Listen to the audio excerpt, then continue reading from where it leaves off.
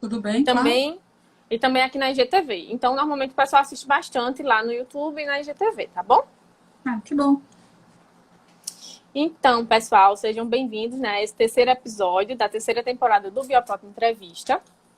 A nossa convidada de hoje é a doutora Flávia Costa Mendonça Natividade, que possui bacharelado em Bioquímica pela Universidade Federal de São João del Rei, a UFSJ, mestrado e doutorado em Biologia Celular e Molecular pela Universidade de São Paulo, a USP, e atualmente é pesquisadora de pós-doutorado FAPESP, vinculada ao Instituto de Química da Unesp, de Araraquara. E trabalha no desenvolvimento de dispositivos eletroquímicos portáteis de diagnóstico para a detecção rápida de SARS-CoV-2. O nosso tema de hoje é vacinação contra a Covid-19. O que fazer enquanto espero a minha vez? Você quer dar um oi para o pessoal, Flávia? Eu quero. E quero falar que tem muita coisa para fazer antes de se vacinar, né? Obrigada pelo convite, Leide. É um prazer estar aqui conversando com vocês. Esse trabalho de divulgação científica é tão importante, né? Numa época que a gente precisa de tanta informação vindo de fontes confiáveis. Então, é um trabalho muito legal que vocês estão fazendo, de uma forma mais acessível para todo mundo, como aqui no Instagram. Então, parabéns para você e para o grupo também. Muito obrigada pelo convite. A gente que te agradece, Fábio, pela tua colaboração. Pessoal, como vocês sabem, aqui o Bioprop Entrevista ele funciona em um esquema de perguntas e respostas. Então, a gente tem um roteiro previamente preparado, onde tem algumas perguntas, né, que eu já passei para a Flávia, e ela vai responder essas perguntas. Mas vocês também podem ficar à vontade para mandar perguntas. Conforme vocês forem colocando as perguntas aqui no chat, eu vou passando elas para a Flávia. E é isso, tá bom? Então, eu vou começar pelas perguntas aqui do roteiro. Flávia, inicialmente, né, para a gente ter uma visão geral, assim, sobre esse requisito de vacinas. Fala um pouco para a gente quais os tipos de vacinas que temos disponíveis no momento e como elas funcionam.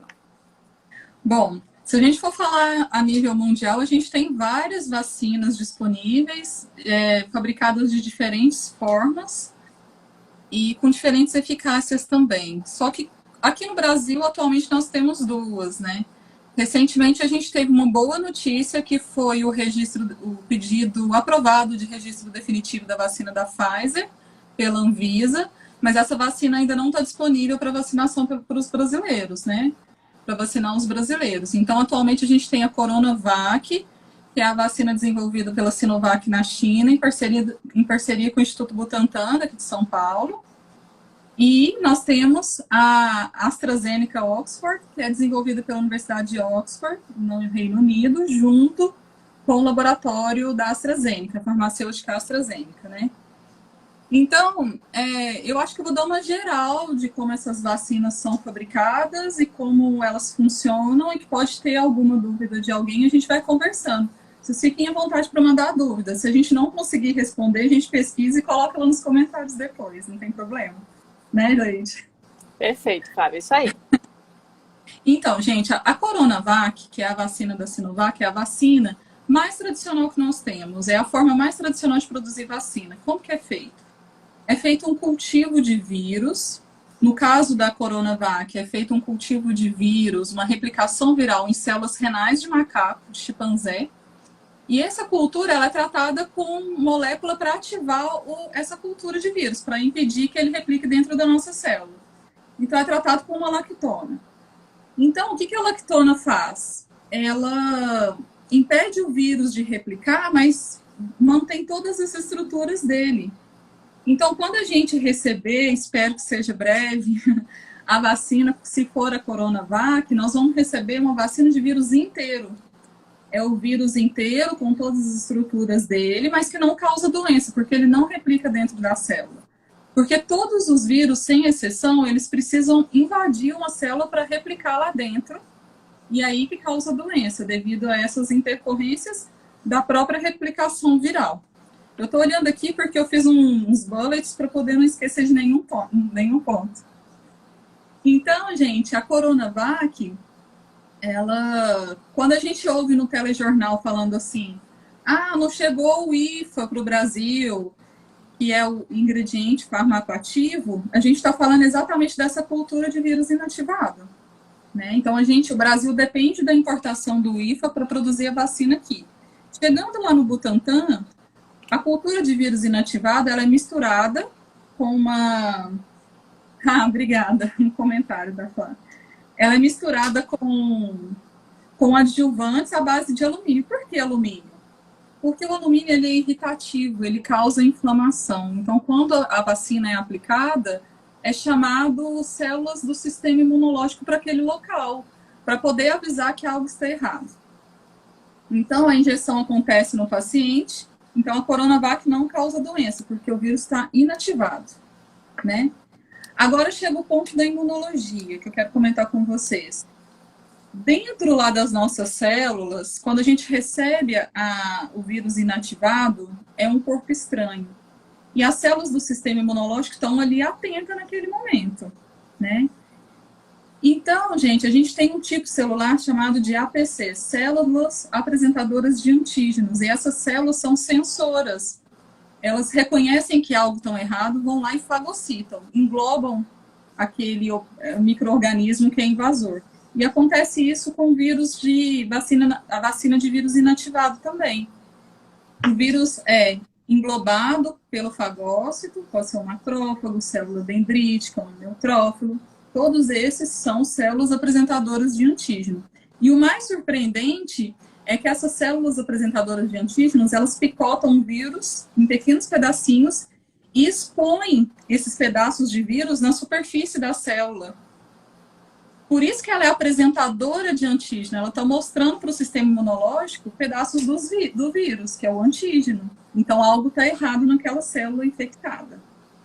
Então, tá. Então, guardem essa informação, vamos para a Oxford AstraZeneca. O jeito de produzir a Oxford AstraZeneca é totalmente diferente. É um jeito mais moderno, uma tecnologia super nova. Então, como que é utilizado? A vacina da AstraZeneca, eles utilizam um vetor adenoviral. O que que isso significa? O vetor adenoviral é como se fosse um capsídeo, uma cápsula que não tem DNA dentro, não tem nenhum material genético. É uma cápsula viral sem material genético.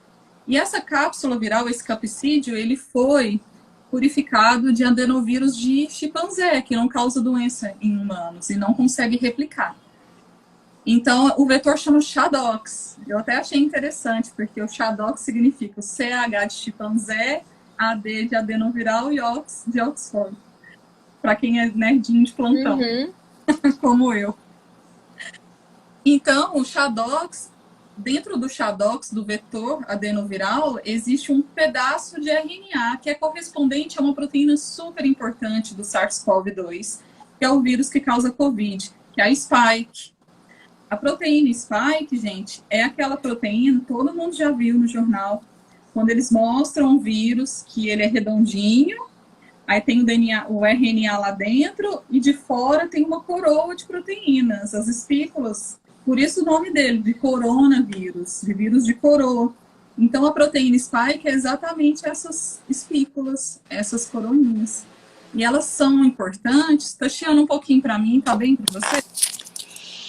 Tá bem. É um barulhinho aqui, Flávia. Ah, tá. E essa proteína, ela é super importante, gente, porque ela é a primeira a entrar em contato com o sistema imunológico. Então, o coronavírus, ele é formado de RNA, capsídeo viral, proteína, algumas proteínas acopladas ao capsídeo, algumas proteínas acopladas ao RNA e a spike, que forma essa coroinha, tá? Então, quando a gente receber, em breve, a vacina da Oxford AstraZeneca, a gente está recebendo RNA viral. A gente não está recebendo o vírus inativado, como a Coronavac. Quando o RNA viral for injetado nas nossas células musculares, vão ser produzidas proteínas ali do vírus. E o nosso sistema imunológico, ele vai pensar, está errado alguma coisa, tem proteína viral aqui, em vez de proteína humana, vamos chamar a célula do sistema imunológico. E aí começa a cadeia de expansão clonal, né, do sistema imunológico. Trazer mais células para poder desenvolver imunidade. Agora eu quero juntar para a gente finalizar essas duas informações. Eu falei que a Coronavac expõe antígeno lá nas células apresentadoras de antígeno. Falei que a AstraZeneca induz a produção de proteína spike, a expressão de spike, e essas APCs fagocitam as células que estão expressando spike e expõem também, da mesma forma que eu expliquei. A partir daí, precisa produzir anticorpo, que é o que todo mundo quer. Então, existem duas vias. A primeira via é a ativação de células que a gente chama citotóxica, que é muito simples. A célula, os linfócitos reconheceram que algo está errado, vou lá e mato a célula, inclusive o vírus. Acabou. Ou, numa segunda via, acontece a ativação de linfócitos TCD4, que é um outro tipo mais específico de resposta. Por quê? Porque os linfócitos TCD4 vão ativar um segundo tipo de celular, que é o linfócito B, para produzir anticorpo. E esses anticorpos vão ser muito específicos contra as proteínas virais, né?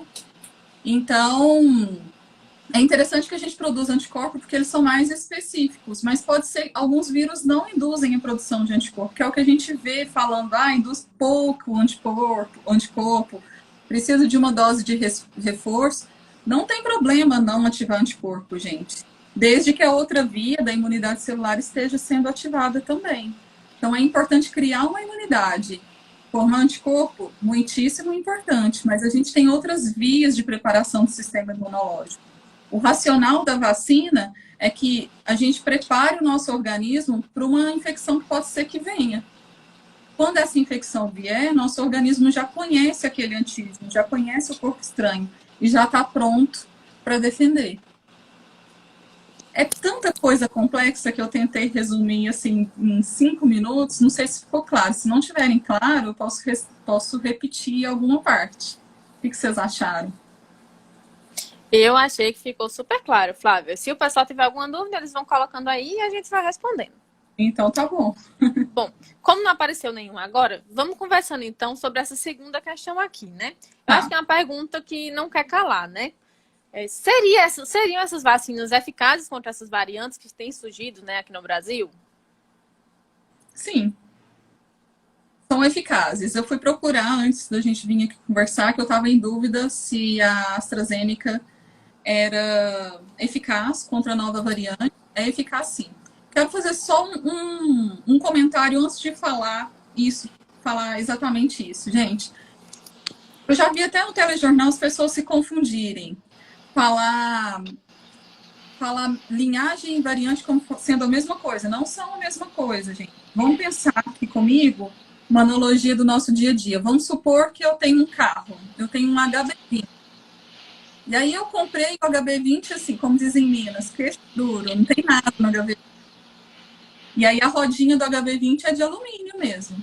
Então esse é o HB20 Wild Type ou selvagem, é o que eu comprei lá na concessionária.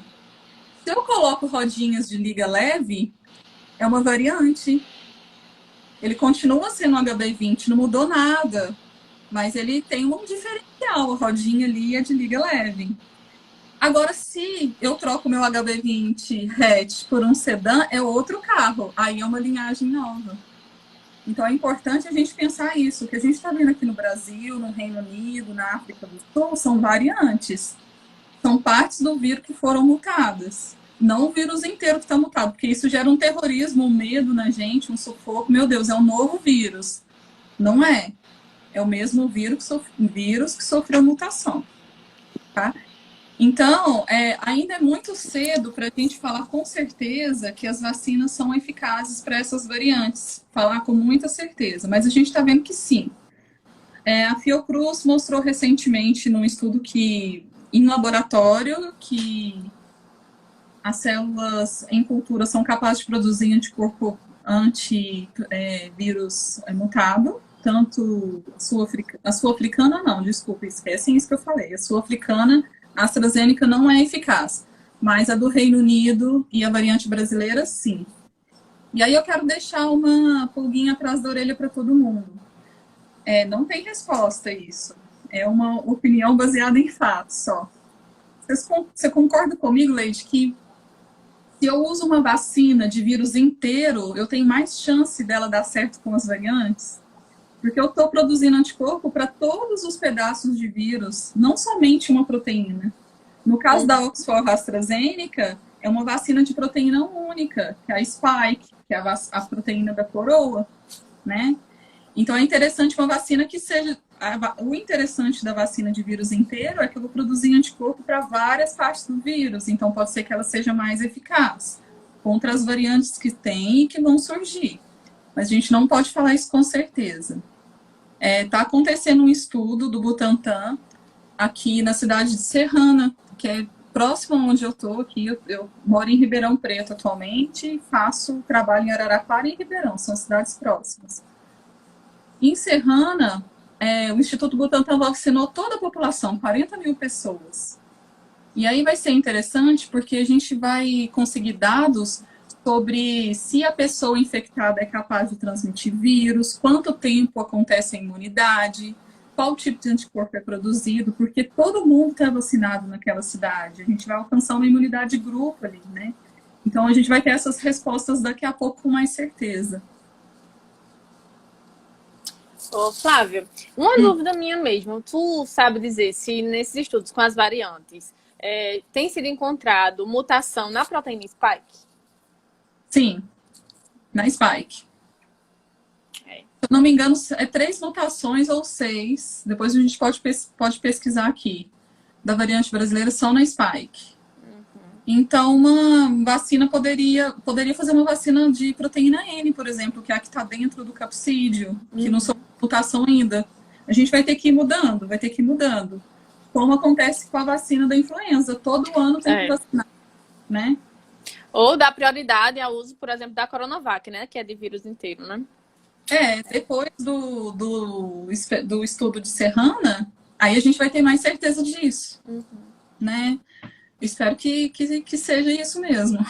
A gente precisa de boas notícias, né? Com certeza. Flávia, então, vamos entrar nessa questão da vacinação em massa, né? Qual é a importância da vacinação em massa e o porquê o processo de vacinação no Brasil está tão atrás em relação ao de outros países? Essa segunda pergunta a gente pode sentar e chorar, né? Mas a primeira dá pra gente responder.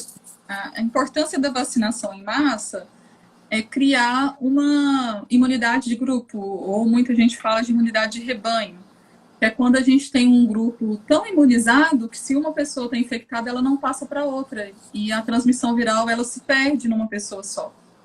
Que é o que a gente vê na poliomielite, né? Não tem transmissão comunitária no Brasil. Mas, se acontece uma diminuição da vacinação para essas doenças, uma pessoa se infecta, pode ser que a gente tenha surtos. Como aconteceu recentemente no interior de São Paulo, surto de sarampo. Porque a taxa de vacinação de sarampo diminuiu. Então, o vírus que não estava circulando porque tinha uma imunidade de grupo começou a circular aos poucos, encontrou pessoas que não estavam imunizadas, causou doença. Isso é seríssimo, seríssimo. Eu até anotei um pedacinho aqui do site da Fiocruz, 3 linhazinhas, vou ler para vocês.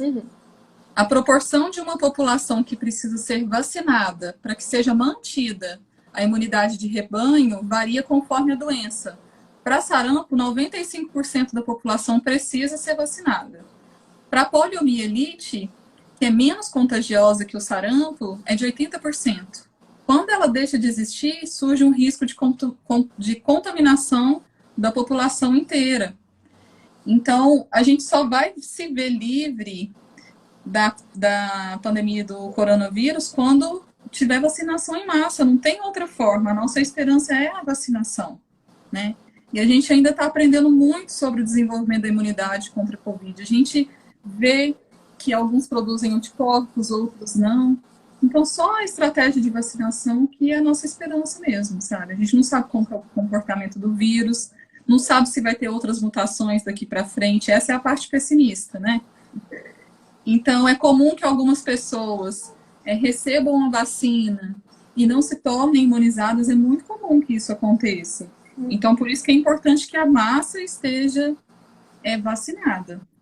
E a imunidade de rebanho ou a imunidade de grupo, ela pode ser alcançada com a imunidade ativa, que é a vacinação, e tem uma outra forma muito polêmica e desumana, que é deixar todo mundo se infectar, que é o que a gente não quer.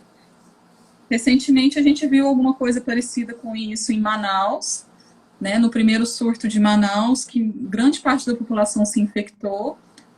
Foi uma coisa horrível, assim, que a gente não quer acreditar que aconteceu, né? Mas agora, na segunda onda, uma grande parte da população se reinfectou. Então, a gente já aprendeu que para a Covid não existe a imunidade natural. Conforme o vírus vai mutando, vai infectando novas pessoas. Então, a nossa esperança é a vacina mesmo. E Manaus foi um laboratório a céu aberto no primeiro pico, né? E agora o Brasil está sendo um laboratório a céu aberto. E a gente está sendo um exemplo ruim para outros países, infelizmente, né? E aí, qual foi a outra pergunta? Ô, Flávia, antes da gente entrar nessa segunda parte da pergunta, então, Tá. tu quer fazer um breve comentário sobre essa questão das pessoas que ainda têm uma resistência, né?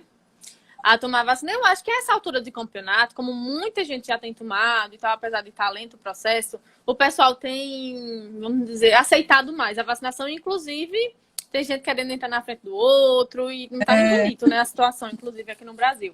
Mas tu pode comentar para esse grupo de pessoas que ainda tem uma resistência, né, a tomar a vacina, como isso pode influenciar no todo, como ela pode estar prejudicando, tipo assim, porque as pessoas que não querem tomar vacina, ela tem uma forma de pensar que é a seguinte, é meu corpo, eu tô bem, eu não vou tomar e vou ficar bem. E, tipo, provavelmente essa pessoa pode ficar bem mesmo, ela pode vir a ficar doente e realmente não ter uma situação grave e tudo, mas tu pode fazer um comentário de como essa pessoa, deixando de se vacinar, ela pode prejudicar outras, inclusive da família dela ou não relacionadas? Sim, claro. Eu acho que a primeira coisa, a gente tem que confiar em quem trabalha nisso. O estudo de vacinas está sendo feito por institutos de grande tradição na produção de outras vacinas no Brasil. A Fiocruz é produtora de grande parte. A Fiocruz e o Instituto Butantan, né, que produz a influenza, é produtora de grande parte das vacinas que a gente toma no postinho de saúde desde quando a gente era um bebê. Então, por que agora, gente, surgiu essa corrente de negação, de não acreditar mais nas vacinas? Antes a gente não preocupava de onde que estava vindo, a gente só confiava que o pesquisador tinha feito a pesquisa, que o prefeito, o Ministério da Saúde tinha trazido a vacina depois de ter sido aprovada na Anvisa. Então, é importante que a gente tenha essa confiança em quem entende do trabalho, sabe? Eu acho que está acontecendo uma onda de desacreditação na ciência, que isso está impedindo a gente de progredir como ser humano, porque a gente perde o senso de coletividade. Porque você tomar vacina, você não está protegendo só a si mesmo. Você está protegendo quem está do seu lado, né? Igual a gente estava comentando agora sobre a imunidade de rebanho. Eu só fico realmente protegida quando todos os que estão do meu lado estão protegidos também. Por quê? Porque pode ser que alguém que seja vacinado não tenha produção de anticorpo e não tenha produção de desenvolvimento de imunidade celular e que o vírus esteja em transmissão comunitária e afete essa pessoa. Então, o mais plausível, o mais racional, o mais humano da gente fazer é aceitar tomar qualquer vacina que tiver na hora. Todas passaram pelo crivo da Anvisa. Todas estão sendo ofertadas por outros países. Por que a gente é tão alecrim dourado que não pode tomar a vacina que está sendo oferecida, né? Então, eu acho que falta um pouco de senso de coletividade, de estudo por fontes confiáveis e de acreditar na ciência e no trabalho dos pesquisadores também. Perfeito, Flávia. Ô, Flávia, tem uma pergunta aqui. Essa possibilidade de não haver uma imunidade natural, tem alguma possível explicação? Tem, porque nós somos seres muito diferentes uns dos outros e cada um constrói a sua imunidade de uma forma. Então, não adianta, a gente tomar vitamina C, vitamina D para elevar a imunidade. A gente vê essas coisas toda hora no Instagram, na internet. Toma suco de alho, gengibre picadinho e dá 3 pulos. Não adianta, gente. Não existe nada que aumente a nossa imunidade, que não seja manter um mínimo de atividade física, uma alimentação saudável. Não existe isso de dar um up na sua imunidade. E cada pessoa vai responder de uma forma, porque a gente tem uma variabilidade genética muito grande no Brasil. E a gente tem uma forma de responder muito diferente a todos os antígenos. E isso vai de acordo com o desenvolvimento da sua imunidade ao longo da vida também, né? Então, a explicação é mais ou menos essa. Perfeito, Flávia. Pronto, vamos comentar então por que o processo de vacinação no Brasil está tão atrás de outros países. Tá atrás porque má gestão, gente. Tá atrás porque não houve uma diplomacia suficiente para comprar vacina quando foi ofertado, porque não houve uma liderança para fazer essa compra de vacina, uma liderança científica, uma liderança médica para poder fazer o acordo de compra. E hoje as vacinas estão aí, gente. Existe uma forma de controle da pandemia, só no Brasil. No Brasil não tem, em outros países também, né, subdesenvolvidos, mas por pura falta de responsabilidade de quem lidera a compra desses insumos. E isso eu estou até me excedendo um pouco, até suando, mas sim, é revoltante isso, né? Por que a gente ainda está brigando para falar que a vacina é boa? Por que a gente ainda não tem, pelo menos para o grupo prioritário, né, gente? Então, quando a gente está rolando essa semana uma corrente do otimismo lá no Instagram, eu não gosto dessas coisas de positividade tóxica, porque eu acho que a gente tampa os olhos para aquilo que é realmente sério. Aquelas correntes de positividade lá no Instagram, gente, são dados dos Estados Unidos, em que está vacinando milhões por dia. Para aquilo acontecer aqui no Brasil, está muito longe. Então, o que a gente tem que fazer agora é o que a gente já sabe: distanciamento social, máscara, lavar as mãos. E aí a gente vai falar isso na próxima pergunta. Pronto. Podia prolongar essa pergunta por mais tempo aqui, a gente ficava super conversando. Mas como tem o tempo, né? Que é até 1 hora, Flávia, aqui no Instagram, sabe? Aí vamos então partir para essa quarta pergunta, que é: uma pessoa vacinada, ela pode voltar a levar uma vida normal? Não, gente, por favor, não pode levar uma vida normal. Não pode. Por quê? Porque a gente precisa dar um tempo, né? Precisa dar um tempo para a vacina poder fazer o efeito. E essas duas vacinas que tem no Brasil, a Coronavac e a AstraZeneca, elas precisam de 2 doses. Então, só depois de uns 15, 20 dias da segunda dose tomada é que a gente vai estar possivelmente imunizado. Então, se eu estou numa pandemia, eu não vou me arriscar depois de ter tomado, de ficar me aglomerando, não sei como que é ainda, né? Então, depois que tomar a vacina, máscara, distanciamento social. A gente não sabe se a pessoa vacinada é capaz de transmitir o vírus ou não. Isso a gente vai poder responder só depois que terminar o experimento de Serrano.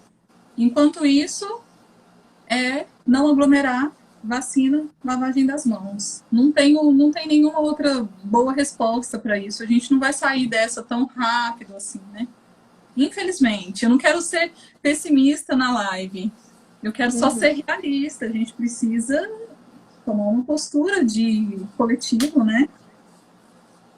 Então, tomou a vacina e continua no nosso novo normal, né?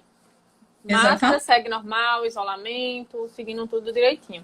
Até porque as pessoas que vão lhe ver ali na rua sem máscara, elas não sabem se você foi vacinado ou não. E isso, de certa forma, incentiva o outro, né? De alguma forma, a tirar máscara e tal. E a gente tem que ter um cuidado muito especial com isso, porque a gente não sabe quem a gente inspira na nossa vida. Então, se às vezes a pessoa que está te vendo sabe que a Leide é pesquisadora e não está usando a máscara, então se a Leide não usa, para que eu vou usar? A gente tem que tomar muito cuidado com esse, a gente chama de currículo oculto, né? Que é o que a gente passa sem falar para as pessoas. Tem que pensar muito nisso. Bom, Flávia, então, uma vez que você ressaltou a importância da continuidade das medidas preventivas, você pode falar um pouco mais sobre ela? Posso. Vamos lá. Isso aí tem pano para manga, aí você me fala do tempo, né? Pode ir falando. A gente precisa manter as medidas preventivas. No começo da pandemia, gente, a gente não sabia muito como que acontecia a transmissão do SARS-CoV? Então, foi todo mundo lavar a sacolinha do supermercado. Eu até passava álcool na banana para poder comer, sempre que eu descascava a banana, sabe? Porque a gente não sabia. Hoje a gente sabe como é que transmite. E não é muito por superfície. Então, existe a chance de você contaminar colocando a mão no corrimão, lá no negócio do ônibus, passando a mão no rosto. Existe isso, essa possibilidade. Para isso, a gente precisa lavar as mãos, fazer o uso do álcool gel. Mas eu acho que o que a gente precisa parar de fazer, e isso cabe aos prefeitos de tantos municípios do Brasil, cidades pequenas e tal, é com esse espetáculo da limpeza, que é colocar o exército para poder jogar desinfetante no ponto de ônibus. Não é assim que a gente vai terminar com a pandemia. A gente vai acabar com a pandemia com vacina. Não vai ser lavando o ponto de ônibus. É importante fazer isso? É. Mas existem medidas mais importantes do que essa. O SARS-CoV... Eu recebi um comentário aqui, tô rindo, desculpa. O SARS-CoV, gente, ele é um vírus de infecção respiratória. E aí eu quero até... Lembrei de uma coisa aqui agora. Vou até devagar um pouco. Infecção respiratória é diferente de infecção aérea. Tá? Infecção respiratória, no caso da Covid, é quando a gente, ao conversar, cantar, espirrar, tossir, a gente elimina aerosol, elimina saliva contendo vírus nessas gotículas. As gotículas mais pesadas caem no chão. As mais leves viajam por mais tempo. Então, a nossa máscara serve para diminuir a viagem da gotícula, diminuir a medida do trajeto dessa gotícula. Se a gente estiver com a de plano ou cirúrgica, se a gente estiver com a PFF2, não vai deixar sair e nem entrar. Depois a gente fala da importância da máscara também. Então a gente já sabe que é por aerosol. O pessoal negacionista, porque esse dia eu achei um perfil no Instagram, você não vai acreditar, 25 mil pessoas. O perfil chama alguma coisa... farsas da Covid, alguma coisa assim. E as pessoas estavam falando que a Covid é uma doença de infecção aérea, então por isso não adianta usar máscara. A gente está errado, não é aéreo, porque se fosse aéreo, o vírus, ele viajava de acordo com a mudança de umidade do ar, do vento, e eu estou aqui na janela do meu escritório aqui, eu seria infectada porque o vizinho espirrou. Eu preciso de uma distância, eu preciso aspirar as gotículas infectadas com vírus para poder ser infectada também. Então, por isso é importante o uso de máscara para impedir a viagem da gotícula e uma máscara adequada para filtrar a gotícula que o colega expeliu. Né? Então, a gente precisa agora, não é o momento de limpar o ponto de ônibus, sabe? É o momento da gente investir em ventilação nas escolas, ventilação nos hospitais, nas salas de espera, em máscara adequada. Porque a gente já sabe como é a transmissão do viral, né? E me empolguei. Tá perfeito, Flávia. Pronto, vamos falar agora especificamente sobre as máscaras. Quais são os tipos mais indicados e seguros? E você pode fazer uma análise comparativa? Sim, posso fazer. No meu Instagram pessoal... Eu sempre posto coisa de máscara, explicando sobre máscara. Eu virei uma coach de máscaras, assim, sabe? O pessoal quer comprar máscara, me pergunta qual que é. Mas, assim, é porque eu dei uma estudada boa, porque eu estava preocupada com isso, depois de ter feito essa comparação de transmissão via aerosol e transmissão aérea. Então, virou a chave da minha cabeça em relação à máscara. Então, é assim, gente, a gente tem que priorizar. Se eu estou num lugar bem ventilado, sem pessoas ao redor, né, de mim, então eu vou usar a máscara cirúrgica, que tem aquele clipe nasal, bem fechada. Ótimo, fica num ambiente arejado. Se você quer aumentar a eficiência dessa máscara cirúrgica, que é aquela de TNT, tem azul, tem branca, mas ela precisa ter aquele clipe nasal, sabe? É a máscara de consultório mesmo. Se eu quiser aumentar a eficiência dessa máscara cirúrgica, coloco a máscara de pano por cima. Tem mais uma barreira de proteção, tá? Esse não é o momento de usar só a máscara de pano. A gente precisa aposentar as nossas máscaras de pano. Por quê? A máscara de pano bloqueia a pessoa que está infectada de expelir gotículas.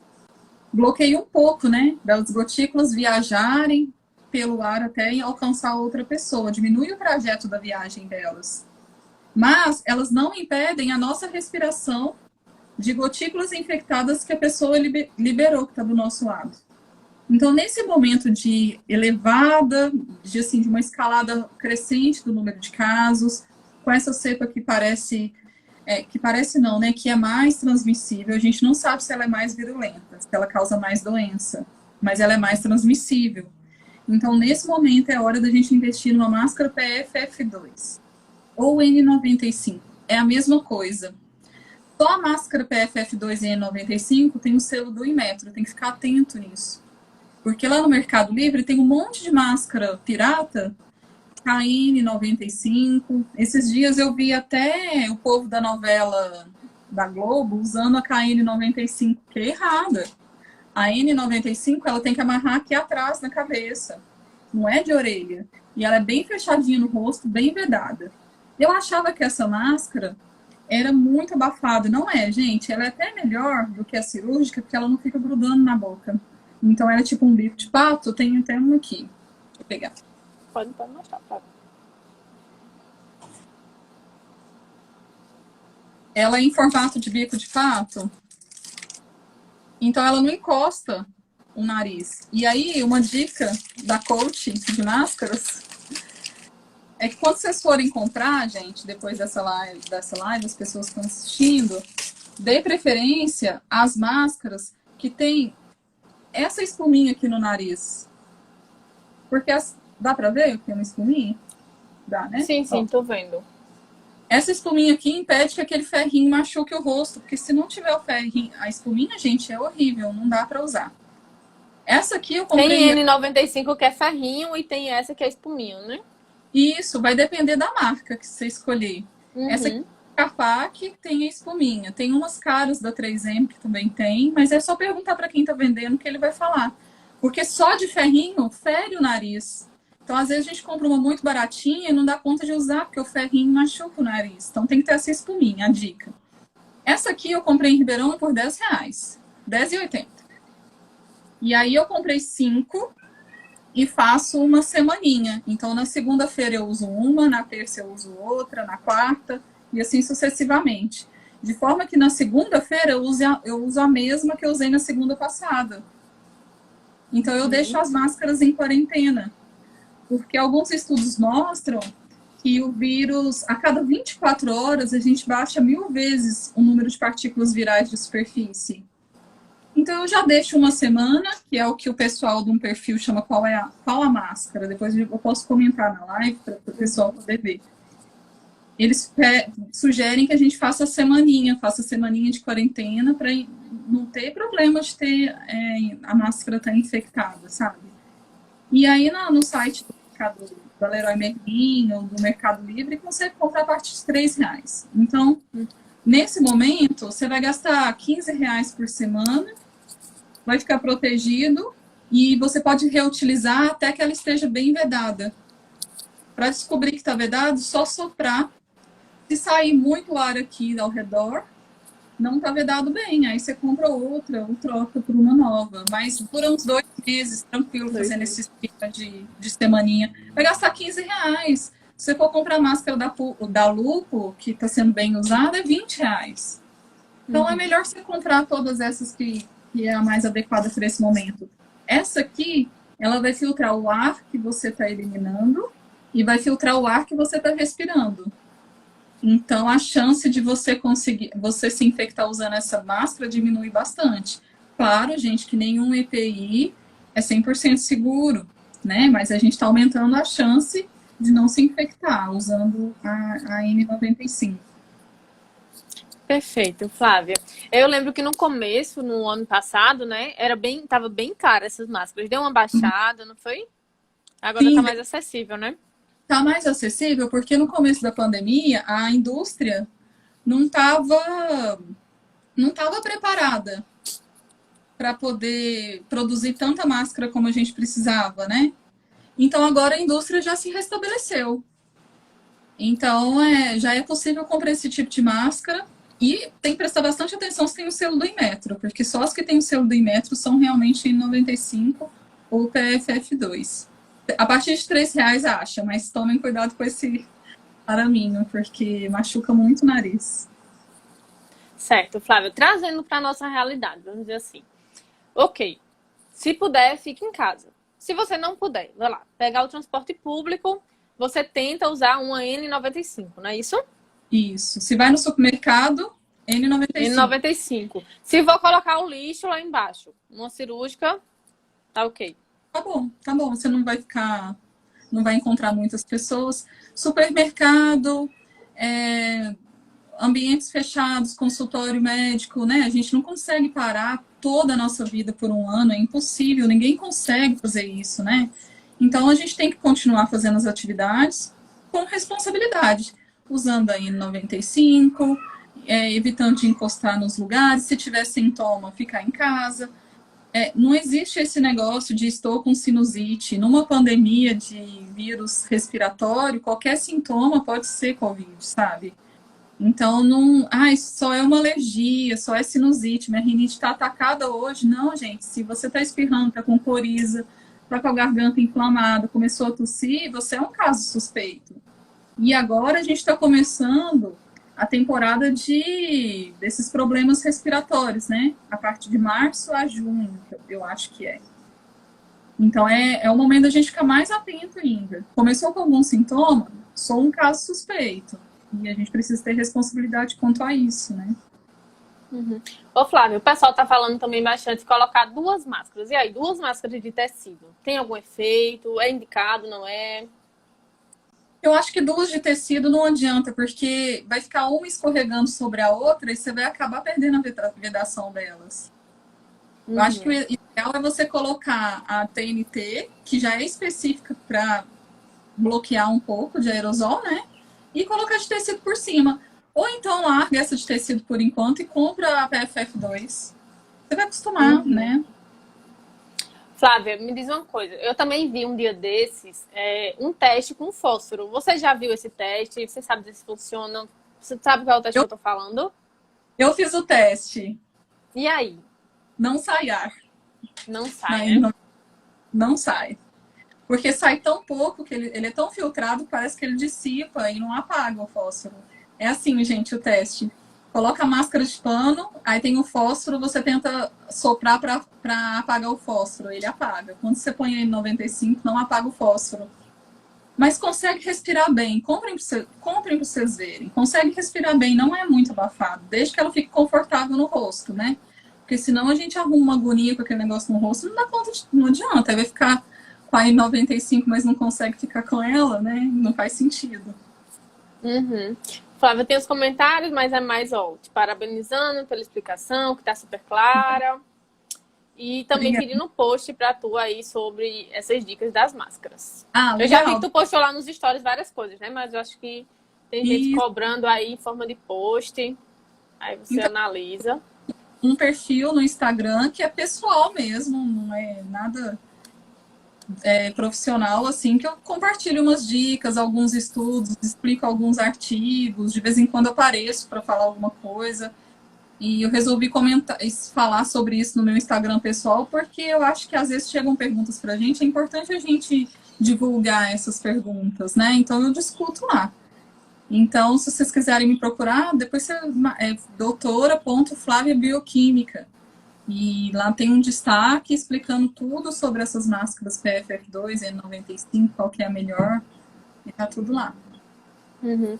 Flávia, e sobre essa questão, né? Você faz muito bem de compartilhar, porque eu acho que a sociedade está cobrando cada vez mais dessas pessoas, tipo assim, dos pesquisadores, né? Principalmente numa situação como essa. A gente tem que, mesmo que a gente não tenha conhecimento sobre aquele assunto, a gente tem que ser útil à sociedade de alguma forma. Então é muito útil isso que você tem feito. Porque uma coisa que o pesquisador sabe fazer é pesquisa. A gente é curioso e sabe buscar as fontes. Então, eu acho que nossa, que fez um mestrado, que fez um doutorado, que utilizou recursos públicos para ter essa formação acadêmica, de levar de alguma forma para a sociedade, mesmo que a gente não seja da área. Mas se você sabe pesquisar, por que não procurar e ajudar alguém? De ter paciência para fazer isso. Muito do que a gente vê hoje é esse distanciamento entre uma pesquisa clássica feita lá na universidade, uma figura de um pesquisador que não é acessível, e da sociedade leiga, que precisa da informação para agora, mastigada, prática. Uhum. Então, é importante que a gente faça essa ponte, né? Que seja... Eu não gosto de falar humilde, que parece que você está fazendo um grande favor, e eu acho que é obrigação de você conseguir transitar entre diversos ambientes quando você tem uma formação, né? Exatamente, Flávia. Tipo, nesse momento não importa se tua pesquisa é em câncer, em qual seja a tua área, tu tem que, tipo, usar, de certa forma, o teu conhecimento crítico, o teu senso crítico que tu adquiriu durante esse tempo, né, de tua formação, para ter um conhecimento melhor, porque chega muita gente para você, inclusive muita gente chega para mim também com um link de uma fake news, né, aleatória. Aí eu, tipo, às vezes até pergunto, certo, isso é verdadeiro e tal, e veio a mim para perguntar, então, o que é que me cabe? Eu vou procurar artigos científicos sobre isso. Vou buscar mais, porque, tipo assim, eu acho que é minha obrigação isso, de uma certa forma. Não deixa de ser nossa obrigação. Não deixa de ser obrigação, mas não é todo mundo que quer ouvir. Paciência com isso. E se a pessoa chegou para perguntar a você, é sua obrigação fazer uma devolutiva adequada. Ajeitar o que você sabe de forma que ela entenda. Porque não é todo mundo que tem coragem de perguntar, né? Então, a gente tem que valorizar essas perguntas. Uhum. E também ficar livre de que pode ser que você não saiba. E aí procura e tudo bem. E aí a gente... Com certeza. E sair também, tipo assim, a gente às vezes fica criticando, né? O pessoal anti-vacina, o pessoal tal. Não, em vez de estar só criticando, vamos lá, vamos explicar para essa pessoa de uma forma didática, que é o que a gente está tentando fazer hoje. Por que ela deve tomar? Qual a importância, qual a diferença das vacinas, né? Então, Flávio, para a gente finalizar, agora a pergunta é, na sua opinião, qual você acha que é o caminho para o Brasil superar a pandemia? Ai, meu Deus. Então, eu acho que essa resposta pode ser dividida em essa pergunta pode ser dividida em duas respostas. A primeira, a longo prazo. Gente, para a gente superar a pandemia e outras que podem vir, investimento em ciência. Sabe? Um país, ele só é independente, ele só é soberano, autônomo, quando ele é detentor de conhecimento. O que a gente está vendo agora é a exportação de cérebros. É a pessoa que ficou a vida toda aqui no Brasil fazendo pesquisa, aprendeu com os recursos públicos, usou de tudo que a gente tem aqui e vai para fora do Brasil, estão certíssimos. Todo mundo que trabalha precisa receber. A gente precisa... também, Matheus. A gente precisa de investimento para essas pessoas trabalharem. Ninguém trabalha de graça. Então, eu acho que, primeiramente, investimento em pesquisa. A gente tem ótimos centros de pesquisa, a gente tem ótimos recursos humanos, a gente precisa motivar o pessoal que está na graduação, fazer iniciação científica, fazer mestrado, fazer doutorado, e mostrar para eles que é uma carreira digna, que vai te dar um emprego, que vai te dar um retorno. Todo mundo quer comprar coisas, e a gente não pode tapar os olhos para isso. A gente quer coisa, a gente quer casa, a gente quer contribuir, quer fazer uso dos bens que vêm com o nosso dinheiro. Então, ninguém está fazendo...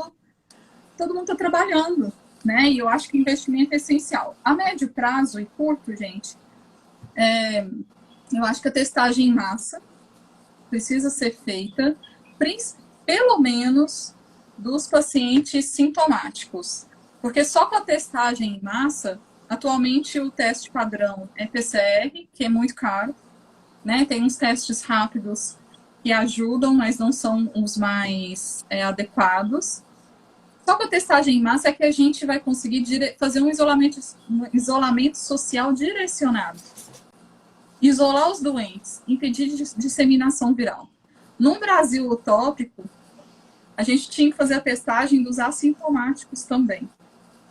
Porque essas pessoas que não apresentam sintomas, elas estão contaminando outras pessoas, né? E aí a gente entra num desajuste, num descontrole, como a gente está vendo agora com essa nova variante, que tem tido uma escalada nos números aqui no Brasil, né?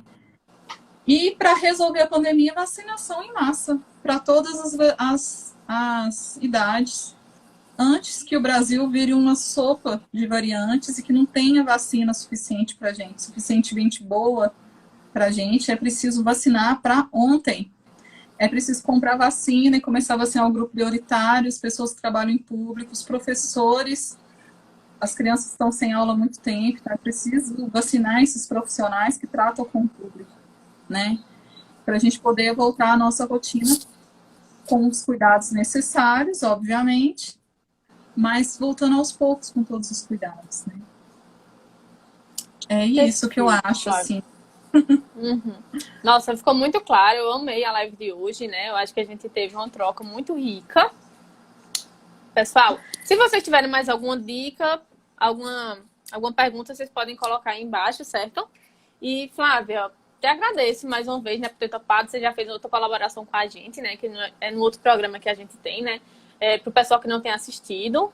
Conexão Saúde e Sociedade lá. A Flávia falou um pouquinho já sobre a importância da vacinação. E hoje a gente conversou bem mais sobre o assunto, porque lá era um vídeo, assim, de 5 minutos. Mas eu já chamei a Flávia para aquele vídeo e já tendo em mente que quando voltasse as lives eu ia chamar ela também. E foi o que aconteceu, né, Flávia? Já mandei mensagem, disse, Flávia, vamos topar uma live e vamos trazer aí uma conversa maior, né, sobre esse tema. Eu adorei participar, adorei ajudar vocês. Desejo força, persistência, vocês continuarem com o trabalho. E me coloco à disposição quando vocês precisarem de alguém para poder discutir, para poder falar, estou à disposição. Com certeza, Flávia. A gente também espera contar com você mais vezes, viu? Então, como não temos perguntas e já estamos chegando no tempo, né, de encerrar o vídeo aqui, eu te agradeço mais uma vez. Muito obrigada, foi muito esclarecedor, amei mesmo. Parabéns aí pela desenvoltura. E é isso, pessoal. Muito obrigada também. Essa semana nós vamos ter um segundo episódio, o quarto episódio, no caso, né? O segundo dessa semana, do Bioprota Entrevista, que ficou para quinta-feira. Seria na segunda, mas a gente teve que antecipar, tá bom? Por conta da convidada. Aí vocês ficam ligados aí no Instagram da gente, que a gente vai divulgar o tema, o horário direitinho. Viu? Muito obrigada, pessoal. Beijos. E até a próxima. Tchau, Flávia. Tchau.